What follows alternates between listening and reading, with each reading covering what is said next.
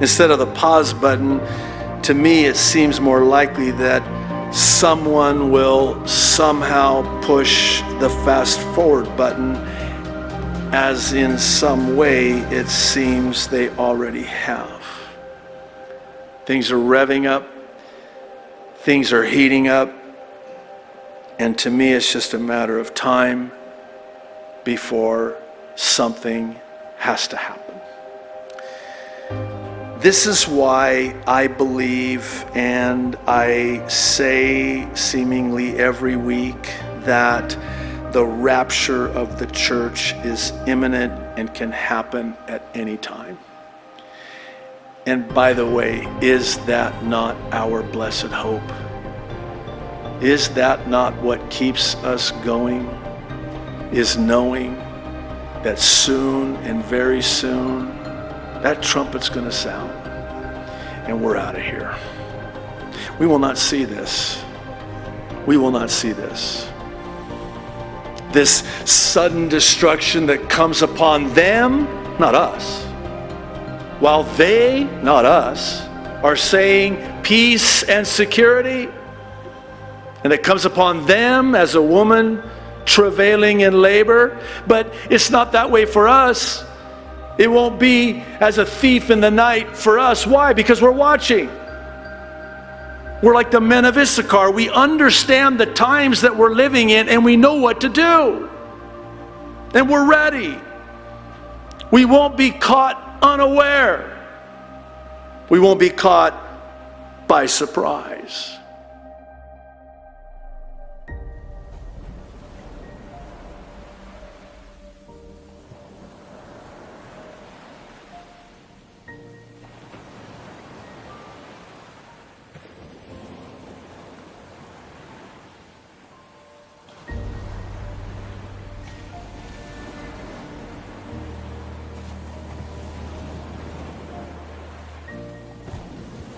This is a message for the church and those seeking deeper truths in God.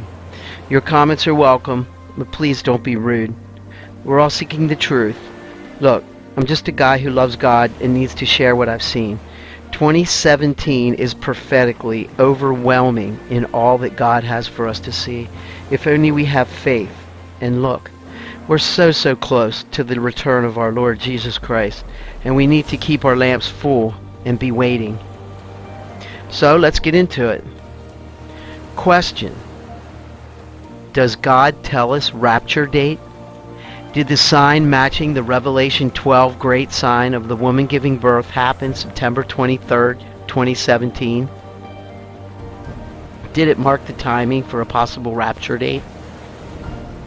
Now this is important, so please get this. According to Leviticus 12, a woman giving birth is unclean for 7 days, then undergoes purification for 33 days. Then after the 33rd day, which would be the first moment of the 34th day, she is pure. Note, to the Jews this would be at sundown on the 33rd day, when the 33rd day ends and the 34th next day begins. If the Revelation 12 woman gives birth on September 23rd, it just so happens that 7 days later is Yom Kippur, Day of Atonement, on September 30th. 33 days later is November 2nd. Then the 34th day, November 3rd, is, now get this, Vayera, and means, and he appeared. Now I know you may say, Jeff, that sounds pretty amazing, but do we have more proof? Yes, we do. Amazingly, the 33rd day lands on November 2nd, 2017, which is exactly 100 years to the day from the Balfour Declaration on November 2nd. Now, in Genesis 21:5, God defines a generation as 100 years. Proverbs 25:2 says, "It is the glory of God to conceal a thing, but the honor of kings is to search out a matter." In Genesis 1:14, God says, and he makes this very clear, that lights, the sun, moon, and stars in the heaven are for signs.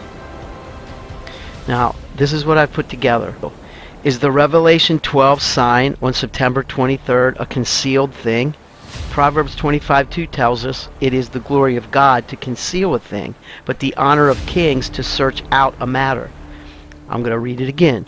Is the Revelation 12 sign on September 23rd a concealed thing? And is it telling a birth story of the church, man-child, being caught up, harpazo, raptured to heaven?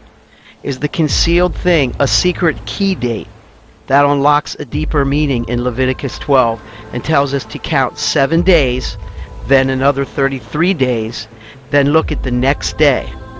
If so, it just so happens that day means "and he appeared" and is called Vayera on November 3rd. Now let's look at this. If we go the 7 days, here's September 23rd. This is when the great sign apparently happened. 7 days brings us to Yom Kippur, the Day of Atonement. If we then go another 33 days, let's go down here. 10. There's 10, 20, 21, 22, 23, 24, 25, 26, 27, 28, 29, 30, 31, 32, 33. Here's our 33rd day, which is November 2nd. Now to the Jews, their days begin and end at sunset. Sunset on the 33rd day is November 3rd. If we go to November 3rd, what is that? Vayera. What does it mean? Vayera. I hope I pronounced that right. And he appeared. That is absolutely amazing.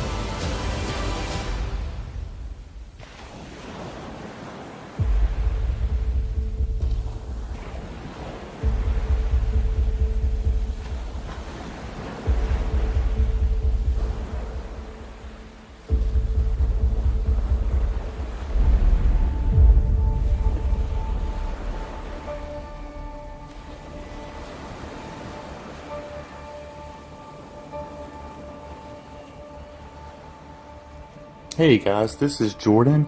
Today is October the 26th, 2017. I received a message tonight at 7:37 p.m. I was actually going to get ready and go to the grocery store, and I thought, no, this is urgent. I need to do this now. So I'm going to go ahead and give you the message. Write these words that I say unto thee, son. I am the Alpha and the Omega, the first and the last, the beginning and the end. There is no other God before my holy throne. My son, I'm coming to get you so very soon now. You are in your final moments on earth. Soon you will be with me in my kingdom, your heavenly home, where you will be welcomed and loved for all eternity. These are your last hours. Make the most of it, son. Call all to repentance. Call all to seek me now before tribulation starts. I am the Alpha and the Omega, and there is none before me. I am the Lord your God, and in me alone there is hope for mankind. Many have gone before you, son. Now it is your turn to do my bidding. I love you, Jesus. So guys, I'm going to tell you, if you're watching this today, I want to assure you that I am not the only person that the Lord has poured out His Spirit on. There are too many to count people that have received dreams, visions, been given words. They've seen His miracles. They've received His love. If you do not know and have not accepted the Lord Jesus Christ as your Savior, I encourage you to do it today. Tomorrow could be too late. We do not know. We do not know the day or the hour, but we know that we are in the season right now. I also wanted to talk to you for just a minute. We know that we're the final generation. You see every day, you can just watch the news and you see that the world is falling apart. You're seeing fires, you're seeing floods, you're seeing hurricanes, you're seeing earthquakes, you've got the threat of war. And I'm going to ask you, if you've not accepted Jesus Christ as your Savior, what's going to happen to you if you wake up one morning? And many people are missing. The people that you love that serve God are gone.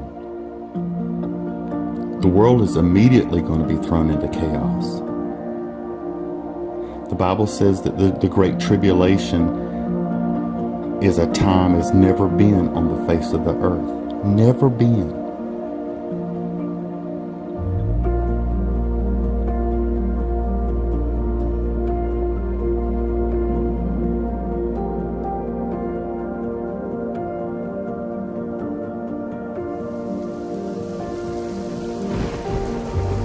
This earthquake was massive, and I know that it was a worldwide earthquake.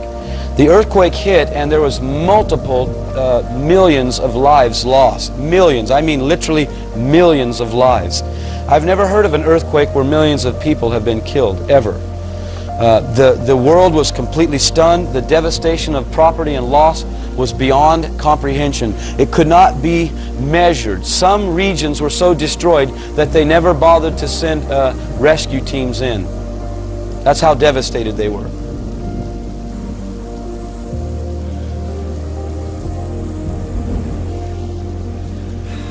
I know now that that's what I saw. I saw dead people resurrected from the graves.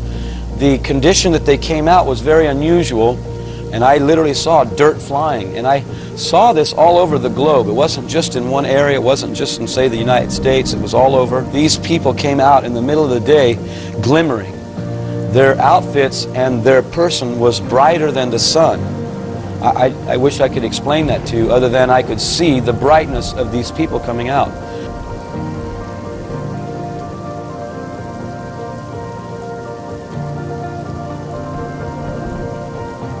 And as soon as these people disappeared, for a lack of words, wherever they went, mass hysteria began to hit the earth.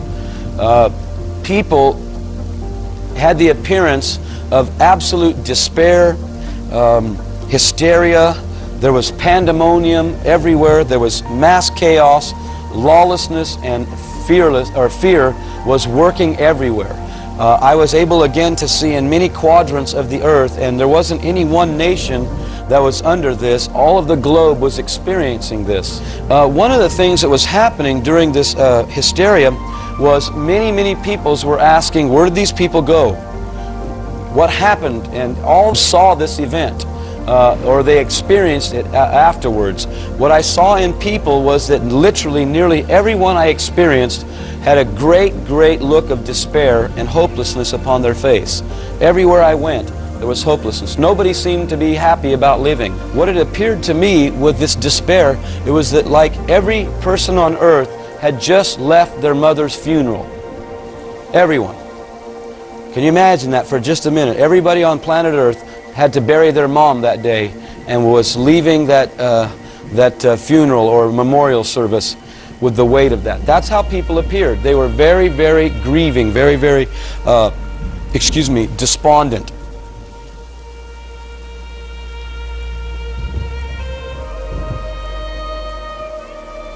I was able to see into many homes in the United States these white boxes that were about this big that looked to be like televisions.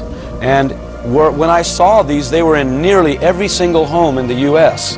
All of those media devices were shut down for about a 2-week period. After about 2 weeks of time, television and radio began to be back up and running.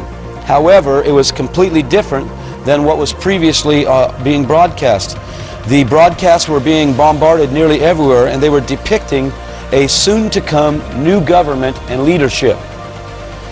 A man would be emerging to lead us. The man finally came on the scene. He spoke with great eloquence and charisma. He was soothing and promised answers to all current issues. This man was smooth and extremely convincing, able to solve nearly all problems. He was a consummate communicator. He began to communicate through large-screen televisions that were strategically placed everywhere the general populace met.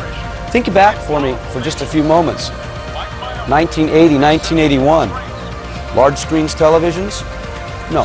Now, what was strange about this is that this man's speeches and directions for the whole world had to do with new times upon us as human beings. new directives for global peace, and the need to give up current citizenship for world citizenship. This is what this man said nearly every time he came on. The new order was said to have all the answers to problems and the leadership necessary to bring the change, causing the world to finally become the envisioned globe of peace. This is what we heard over and over. Folks, this was 1980 when I had this dream. It sounds like right now, doesn't it? Every day the paper is pumping in your mind and programs are pumping in your mind global peace.